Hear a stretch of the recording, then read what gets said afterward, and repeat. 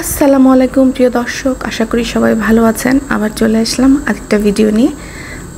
ভিডিওটা প্রথম থেকে শেষ পর্যন্ত দেখবেন। যদি ভালো লাগে আর যদি ভালো নাও লাগে তাহলেও লাইক করবেন, কমেন্ট করবেন, শেয়ার করবেন। বেশি বেশি লাইক করবেন কিন্তু। আর অবশ্যই চ্যানেলটা সাবস্ক্রাইব করবেন আর পাশে থাকা বেল বাটনটা প্রেস করে দিবেন, যাতে করে আমি যখনই কোনো ভিডিও ছাড়ি তখনই যেন আপনাদের কাছে নোটিফিকেশন চলে যায়। তো চলেন শুরু করি। দর্শক, তিশা কিন্তু হলুদেও আসে নাই, তিশা কিন্তু রং খেলাতেও আসে নাই। তাহলে তিশা কোথায় ছিল? সাথে আরেকজন মিসিং। সেই মিসিং পার্সনটা কে? চলেন ভিডিওটা দেখতে থাকেন, সব বলবো।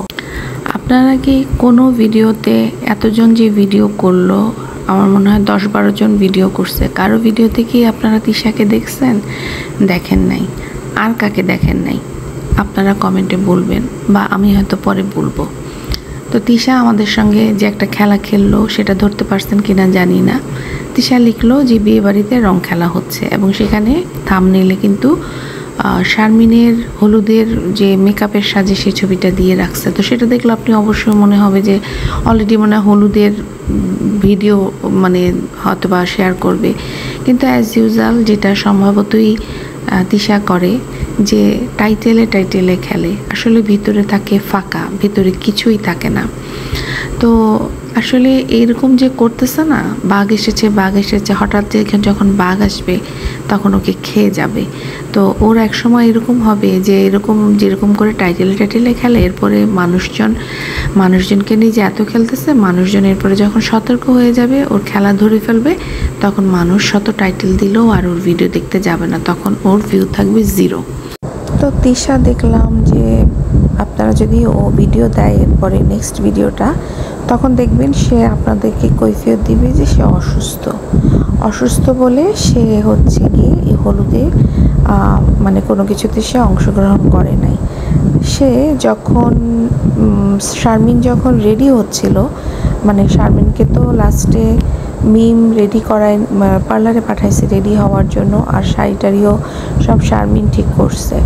তো শারমিন যখন রেডি হয়ে আসছে, ও যখন উপরে যাবে ছাদে, ওই যে ক্ষীর খাওয়ানোর প্রোগ্রাম, তখন কিন্তু তিশা ওকে ভিডিও কল দিছে। তিশা ভিডিও কল দিয়ে কথা বলছে ওর সাথে। তো যাই হোক, তো সেটা তো এটাই বলার জন্যই বললাম যে হ্যাঁ, আপনারা পরে সেটাই বলবে যে সে অসুস্থ ছিল বলে সে ওখানে যায় নাই। বাসার কিন্তু সবাই চলে আসছে দর্শক, বাসার সবাই চলে আসছিল, শুধুমাত্র তিশা বাসায় একা ছিল। তো যখন ওরা প্রোগ্রাম করতেছিল, তখন হঠাৎ করে আরিফ গায়েব, আরিফের বাচ্চা সহ কোন ফাঁকে চলে গেছে কেউ টের পায় নাই। পরে যখন যখন সবাইকে বলতেছিল বসে বসে ছবি তুলতে, তো স্বভাবতই সাবিনার স্বামী বসবে ছবি তোলার জন্য, সেই সময়ে ওরা টের পেল যে আরিফ নাই। আরিফ কোথায় গেছে? আরিফ তো বাসায় চলে গেছে। আরিফের প্রেমিকা আরিফের জন্য সাজুগুজু করে বসে আছে রুমের মধ্যে। সো আরিফ কি করে এভাবে থাকে? আর এইরকম সুযোগ আর কি কখনো আসবে বলে মনে হয় না। তো কেন এই সুযোগ হাতছাড়া করবে আরিফ আর তিশা? আর ওইদিকে তো বাড়ি থেকে বললাম যে সব চলে আসছে গেস্ট অলরেডি, কিন্তু একটা জিনিস খেয়াল করেন, আমার মনে হচ্ছে যে 2 ভাই ভাবি কিন্তু বাসায় থাকবে না, মিমের বাসায় উঠবে না। ওদেরকে যেটা দেখলাম যে ওরা কিন্তু সরাসরি চলে গেল চাচির বাসায়। চাচিও খুব সাদরে ওদেরকে গ্রহণ করছে। আসলে কারো বাসায় গেলে যদি তাদেরকে এইভাবে অভ্যর্থনা না দেয়, তাহলে সেই বাসায় গিয়ে ভালো লাগে না। একদম সবাইকে জড়ায় ধরে হাসি মুখে ওদেরকে বরণ করছে। কিন্তু যখন মিমের বাসায় বিয়ের দিন গেছে, মিম কিন্তু চেহারাটা কালো করে রাখছিল। তো ওই রকম বাসায় কার যেতে ইচ্ছা করে? তো আমার খুব মন বলতেছে যে হয়তো বা নেক্সট ভিডিওতে আমরা পাবো যে এরা চাচির বাসায় ছিল, আর হয়তোবা সাদিয়া মাসুদ এরা হয়তো ওখানে গিয়ে থাকবে। আর যেটুকু মনে হচ্ছে যে বাপ্পি তো কোনোভাবেই রুম হাতছাড়া করবে না। বাপ্পি তো আমি দেখলাম যে গেটের কাছে দাঁড়ায় ওদেরকে ওখানে চলে যেতে বলতেছে। অ্যাটলিস্ট বাপ্পি বলতে পারতো যে তোমাদের সুটকেসগুলো অ্যাটলিস্ট বাসায় রেখে যাও, যেখানে লিফট আছে এগুলো এখানে রেখে যাও, রেখে তোমরা যাও। প্লাস ওর যে বড় ভাবি কিন্তু প্রেগনেন্ট, বড় ভাবি অল দা ওয়ে এতটা জার্নি করে আসছে, অ্যাটলিস্ট বলতে পারতো। কারণ বাপ্পি চোখের সামনে ছিল, বাপ্পির মধ্যে এতটুকু বিবেক যদি থাকতো বলতো যে ভাবি আপনি বাসায় যান, বাসায় যে একটু রেস্ট নেন।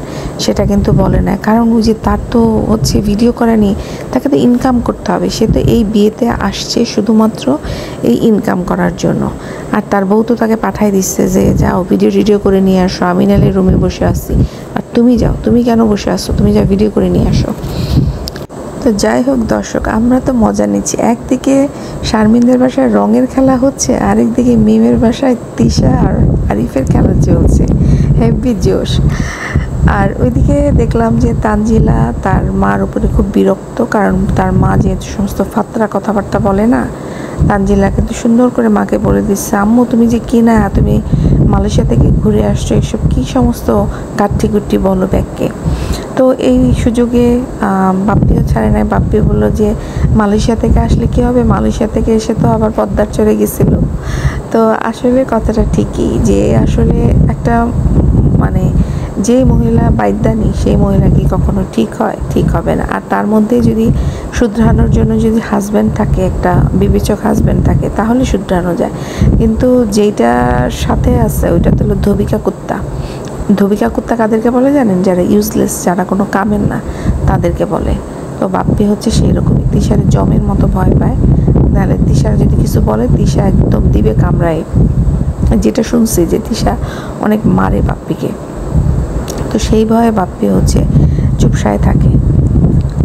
তো ওইদিকে মিমের খুব ভাল লাগলো যে মিম অবশেষে সমস্ত কিছু ঝেড়ে দর্শকদের লাথি গুতা খেয়ে হোক, আমাদের কথা শুনে হোক, শেষ পর্যন্ত সে ফিল্ডে নামছে খেলতে। তো এটা ভালো লাগছে যে, বাট এই জিনিসটা যদি আমাদের কারো কথা না শুনে, দর্শকদের গুতানি না খেয়ে যদি নিজের থেকে করতো দায়িত্ব নিয়ে, তাহলে আরও বেশি জিনিসটা ভালো হতো। কারণ আসলে শারমিন কিন্তু প্রথম থেকে আশা করতেছিল যে মিম ওর পাশে থাকবে। কারণ হচ্ছে কি, বড় ভাবিটা তো আসলে অত চালাক চতুর না, কীভাবে হলুদে কীভাবে করলে ভালো হয়, কোন শাড়ি পরবে, মেকআপ করবে কি না, বা হলুদের জন্য আমি একটু এই যে যেটা মিম সুন্দরভাবে করে ফেলো, খুব সিম্পলভাবে করছে, বাট যাই হোক কিছু একটা তো হয়েছে।